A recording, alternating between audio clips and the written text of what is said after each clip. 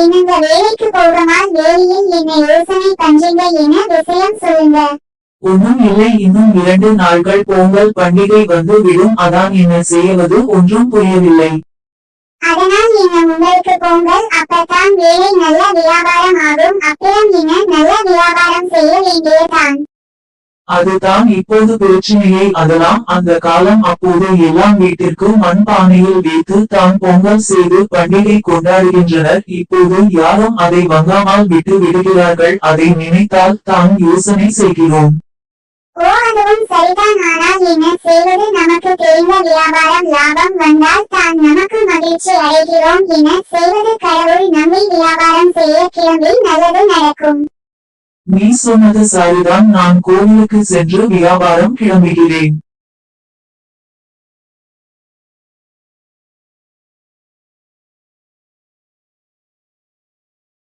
அப்பனே விநாயக கடவுளை, நீதான் என்னையும் என் குடும்பத்தையும் நல்லது செய்யணும். இந்த பொங்கல் வியாபாரம் நல்ல நடந்து எனக்கு நல்லது நடக்கணும் கடவுளை. என்ன அண்ணா, இப்பத்தான் வரீங்க? கோவிலுக்கு போனோம், அதான் நேரம் ஆயிடுச்சு. யாருமே நாம கடைக்கு வரமாட்டங்க. அம்மா அம்மா, அப்பா வந்தாச்சு.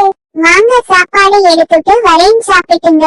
அப்பா அப்பா, இந்த பொங்கலுக்கு எனக்கு புது துணிகள் எல்லாம் எடுத்து தாங்க. அப்பா, பக்கத்து வீட்டில் என் நண்பர்கள் எல்லாம் துணி எடுக்கிறாங்க, நீ வாங்கி தாபா. பாப்பா இரு, அப்பா இப்போது தான் வீட்டிற்கு வந்தாரு, நீ போ விளையாடு, அப்பிராமாக பேசுவா. என்னங்க, என்ன ஆச்சு வந்தது இருந்தே எதுவும் பேசாமல் அமைதியாக இருக்கின்ற, என்ன ஆச்சு, வியாபாரம் எதுவும் நடக்கவில்லையா? ஆமாம், நீ சொன்னது போல் கோயிலுக்கு போய் கடவுளிடம் என் கஷ்டத்தை எல்லாம் சொன்னேன். பின்னர் வியாபாரத்துக்கு போனேன். எந்த பொருளும் வாங்க யாரும் வரவில்லை. காலையில் இருந்து வெயிலில் நின்று இரவு வரை யாரும் வரவில்லை. சரிங்க, அதுக்கு என் சோகமாக இருக்கிறீங்க. இப்போது இல்லை என்றால் நாளைக்கு வியாபாரம் வாழும், அதுக்காக எதற்கு சோகம்? அதெல்லாம் ஒன்றும் இல்லை, பாவம் குழந்தை ஆசையாக கேட்டது, என்னால் வாங்கி தர முடியவில்லை. அதுதான் எனக்கு கஷ்டமாக இருக்கு. சரி விடுங்க, கவலை பாடாதீங்க. காலையில் எழுந்து வியாபாரத்துக்கு போங்க, நல்லது நடக்கும். ஐயா வணக்கம், என் பெயர் முகேஷ். உங்களை தான் காலையில் இருந்து தேடுகிறோம். சொல்லுங்க தம்பி, என்ன விஷயம்? டாக்டர், எங்க அப்பா எப்படி இருக்காரு? அவர் முன்பை விட இப்போது பாரவா இல்லை. சிகிச்சைக்கு அவரது உடல் சரியாக மருத்துவம் செய்தால் ஒரு முன்னேற்றம் வந்தால் உடல் நிலை சரியாகும். சரிங்க டாக்டர், எவ்வளவு பணம் செலவானாலும் எங்க அப்பாவை காப்பாத்துங்க. எங்களால் முடிந்தவரை முயற்சி செய்கிறோம். கடவுள் நம்பிக்கை இருந்தால் நீங்களும் வேண்டிக்கோங்க. சரிங்க டாக்டர்.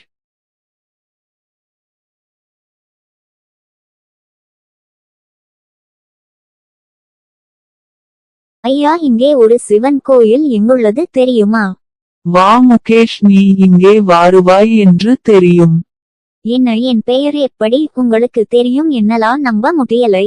எனக்கு எல்லாம் தெரியும், அனைத்தையும் அறிந்தவான் நான். உன் பெயர் எதற்காக இந்த ஊருக்கு வந்தாய்? உன்னுடைய தந்தை உடல்நிலை சரியில்லாமல் போனதால் நீ இங்கு உள்ள உன் குல தெய்வமான சிவா ஆலயத்துக்கு வந்தாய் என்று எனக்கு தெரியும். ஐயா, நீங்கள் தான் எனக்கு உதவ வேண்டும். என்னுடைய அப்பா உடல் நிலை சரியாக என்ன செய்ய வேண்டும்? எவ்வளவு செலவு ஆனாலும் நான் செய்கிறேன். என்ன பூஜை செய்து என்னுடைய அப்பாவை காப்பாத்துங்க. ஆடா, அப்படியா? எவ்வளவு செலவு செய்து உன் அப்பாவை காப்பாத்த முடியால் மருத்துவமனையில் இருந்து இங்கு வந்து என்னிடமும் இதையே செல்கிறாய்? நான் செல்வது மட்டும் கோல், நீ மட்டும் கடவுளிடம் கோட்டால் போதாது. உன் அப்பா நல்ல இருக்க நிறைய மனிதர்கள், குடும்பங்கள், குழந்தைகள் எல்லோரும் உன் தந்தைக்கு நல்ல இருக்க வேண்டும் என நினைக்க வேண்டும். அது எப்படி நடத்துவது என்று நீதான் முயற்சி செய்ய வேண்டும். சரிங்க ஐயா, நீங்க சென்னப்பாடி செய்கிறேன். அவர் அப்படி சொன்னதும் என்ன செய்வது என்று புரியவில்லை. அதனால் நான் ஆலயத்தில் வெளியே நான் நின்று இருத்தோன். அப்போது நீங்கள் உங்கள் பானை கடையை என் எதிரில் கொண்டு போன நீர்கள். அப்போது எனக்கு ஒரு எண்ணம் வந்தது. எங்களுக்கு சொந்தமான ஒரு தொழிற்சாலை உள்ளது. அதில் 500 மேல் மக்கள் வேலை செய்கிறார்கள். இந்த பொங்கல் பண்டிகை அன்று அவர்களுக்கு பொங்கல் பரிசு தொகையும் குடவை பொங்கல் பானையும் கொடுத்தால் பொங்கல் செய்து கடவுளுக்கு படைத்து கும்பிட்டு எல்லோரும் சேர்ந்து எங்கள் அப்பாவுக்கு உடல் நலம் அடைய வேண்டுதல் செய்வார்கள். ஐயா, இப்போது நீங்கள் தான் எனக்கு உதவ வேண்டும். இன்னும் 2 நாட்கள் எனக்கு 500 பானைகள் செய்து தாருங்கள். நீங்கள் செய்ய போற உதவி தான் என் தந்தையை எனக்கு கிடைப்பார். கண்டிப்பாக செய்து தருகிறேன். இந்தாங்க முன் பணம் 50,000 வீரம். இதை வைத்து வேலையை துவங்குங்கள். என்னங்க, என்ன வியாபாரத்துக்கு போலையா? என்ன விஷயம்?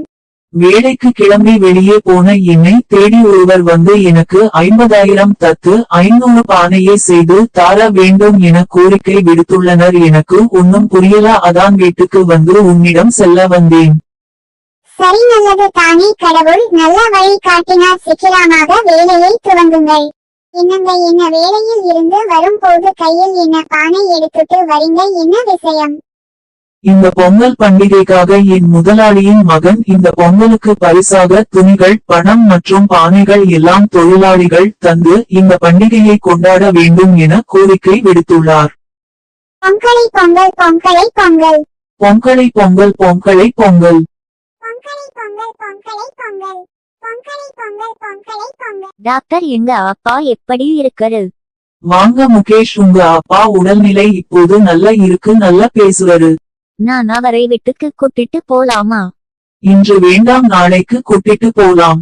இந்த கதையில் என்ன நடந்தது புரியுதா? ஒருவர் கஷ்டத்தில் இருக்கும் போது நாம் உதவி செய்தால் நமக்கு ஏற்படும் பிரச்சனைகளுக்கு ஒரு நன்மை ஏற்படும். அதனால் நான் சொல்வதை கேளுங்கள். நல்லது செய், நல்லது நடக்கும். நல்லது செய், நல்லது நடக்கும்.